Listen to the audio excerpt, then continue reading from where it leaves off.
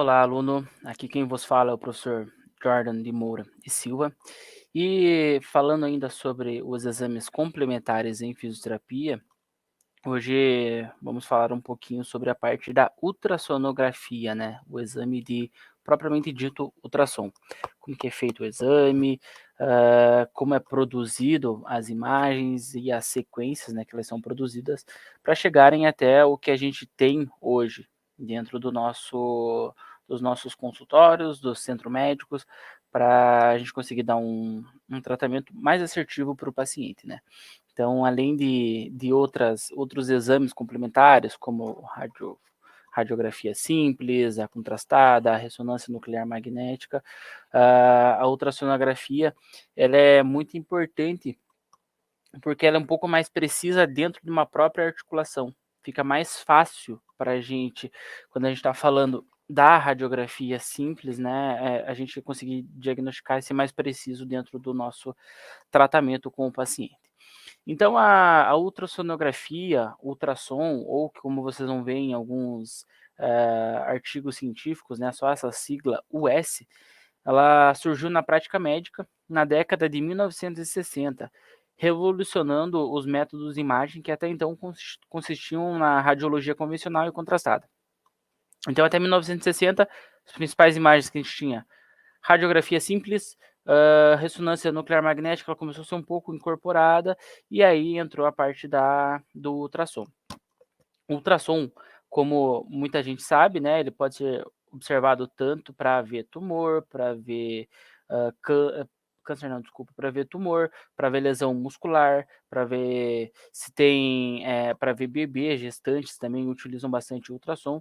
Claro, cada um com a sua particularidade, mas o princípio da produção do exame, o método é o mesmo para todas as avaliações. Tem alguma particularidade entre uma um pouco mais similar do que o outro, mas o processo é o mesmo, e esse trabalho que a gente traz para dentro da fisioterapia, ele é o mesmo dentro de cada paciente em questão. Por definição, né, o que é o ultrassom? Como funciona o ultrassom? Ele envolve a parte do espectro do som com frequência, sempre medido em hertz, megahertz, acima de 20.000 ciclos por segundo. Isto é, sempre acima da faixa do som audível. Então, a frequência, né, acima de 20.000 ciclos por segundo, como gera o aparelho, ele faz essa transformação e ele traz essa imagem para a gente. Sempre lembrando que essa frequência ela é muito acima do som audível, então a gente não consegue processar por conta disso, né, muito mais frequente do que a gente consegue observar. Esse aparelho ele faz essa transformação da imagem, ele já mostra diretamente ali no monitor para o paciente, até mesmo para o profissional que está fazendo a avaliação. O profissional passa o gel e depois ele vai passando um transdutor na região que ele está querendo avaliar, e direto no computador ele já vai fazendo essa transformação dessa imagem. O exame ele pode vir impresso, sim, como outros exames também, como a ressonância nuclear magnética e o próprio raio-x, eles podem ser impressos, mas ele já dá um norte direto para o profissional na hora que ele está realizando aquela, aquela avaliação. Tem muito artigo científico, muito estudo que eles utilizam o ultrassom direto dentro do consultório, ali o paciente está, o médico ou o profissional está realizando ali o ultrassom no paciente, e ele já consegue identificar e já consegue realizar o estudo a partir daquilo ali, para ver qual músculo está sendo lesionado, qual músculo está sendo ativado durante um exemplo aí, né, durante algum exercício, um exercício de elevação frontal ali, a gente já consegue ver qual músculo está sendo ativado a partir do momento que a gente vai passando o transdutor ali do nosso ultrassom. Quando utilizada para diagnóstico, os tecidos orgânicos eles são somados por um transdutor especial, composto por um cristal com propriedades piezoelétricas. Então, aqui eu trouxe para vocês na imagem abaixo, a gente consegue ver que todos esses cabeçotes são os aparelhos do ultrassom. E cada um deles tem um cristal, uma propriedade piezoelétrica, né, que ela vai fazer essa transformação da imagem para chegar na imagem que a gente tem para o nosso paciente. A gente consegue observar ali que dentro de cada imagem para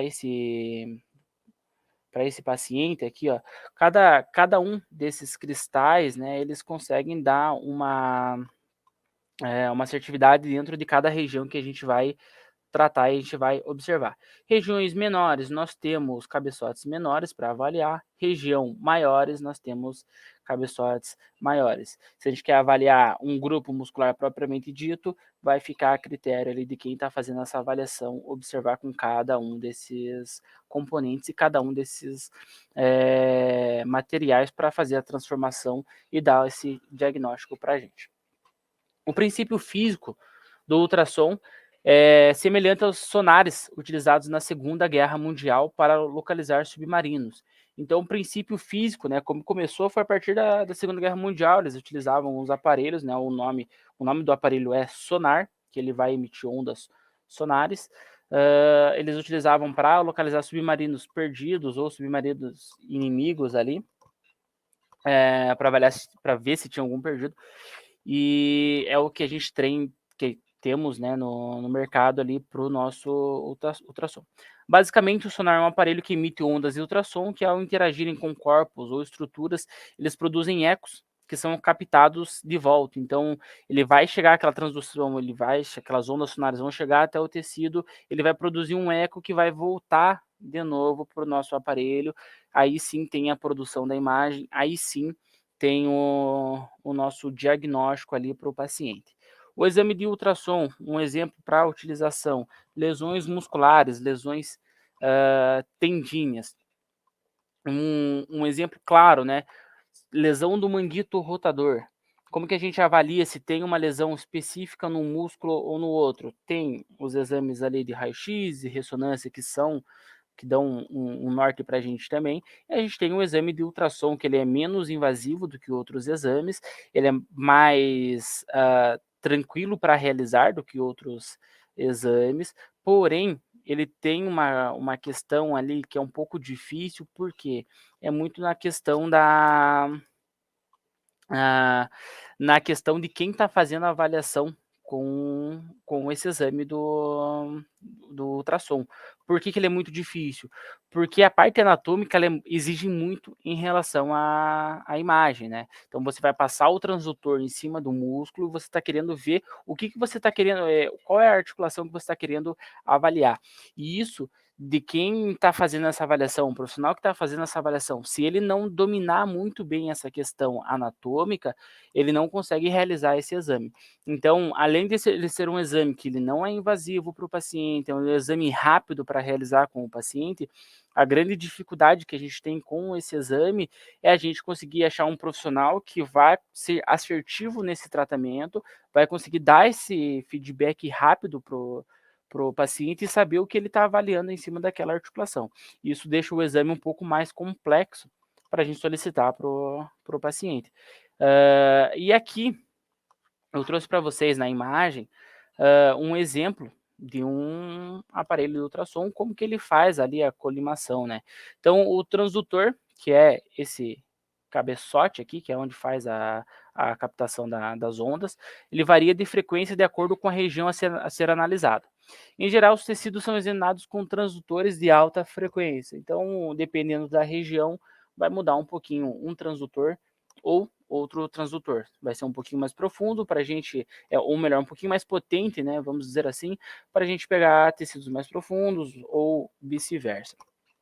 Então, aqui na imagem, acompanhando aqui na imagem, a gente tem o transdutor, aqui a gente tem a pele, né, do nosso paciente.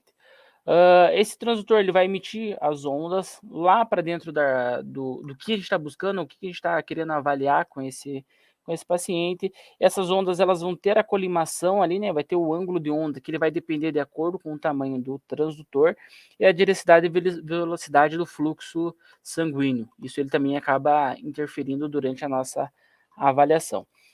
A partir disso, as ondas são totalmente refletidas ali naquela região anatômica e ela volta lá para a colimação no transdutor e a gente vai ter o processamento dessa imagem e aí, dependendo desse processamento, a gente consegue identificar qual a estrutura que a gente está absorvendo ali com aquele paciente. Então, a gente tem desde as gestantes que conseguem avaliar o feto, né, o bebezinho ali na barriga, até a parte mais estrutural, a parte ortopédica propriamente dita, para avaliar câncer também, câncer não, desculpa, para avaliar tumor, o tamanho do tumor, a capacidade, qual é a evolução que aquele tumor tá se alastrando ali pelo corpo. Mas o principal que a gente vai utilizar na parte ortopédica é para avaliar se tem algum processo inflamatório ou não, se tem alguma lesão músculo-tendínea ou não, o tamanho dessa lesão e qual é o grupo muscular mais, né, o grupo muscular ou o músculo, né, mais afetado dentro dessa lesão. Com esse aparelho a gente consegue ter essa frequência e essa absorção, o que deixa muito mais, muito mais melhor não, essa palavra é errada, mas o que deixa melhor para a gente nosso tratamento com o nosso paciente. Lembrando sempre, né, gente, exames complementares vêm para dar um norte a mais, não para dar o nosso diagnóstico. Por mais que apareça lá, lesão do supraespinhal, não é esse nosso diagnóstico fisioterapêutico, esse é o diagnóstico clínico. O diagnóstico fisioterapêutico é o que está causando aquela lesão. Mas a partir do momento que a gente tem esse exame como um auxílio para a gente, nós sabemos que a partir de tudo aquilo ali que está causando aquela lesão no tendãozinho do músculo supraespinhal, a gente sabe que tem uma lesão lá dentro também. Então, por mais que tenha todas as alterações ocorrendo no corpo do paciente, a gente sabe que tem uma lesão lá dentro e a gente pode diminuir ou acelerar o nosso processo de reabilitação a partir disso. Então, esses são um dos principais objetivos do ultrassom, visto que, por mais que é um aparelho de fácil acesso e de menos invasivo para o paciente, ele acaba sendo um equipamento um pouco complexo, porque ele depende muito da variabilidade da identificação anatômica que o profissional que está avaliando tem em relação ao paciente e a parte anatômica, ok? Por hoje é isso, pessoal. Até a próxima aula.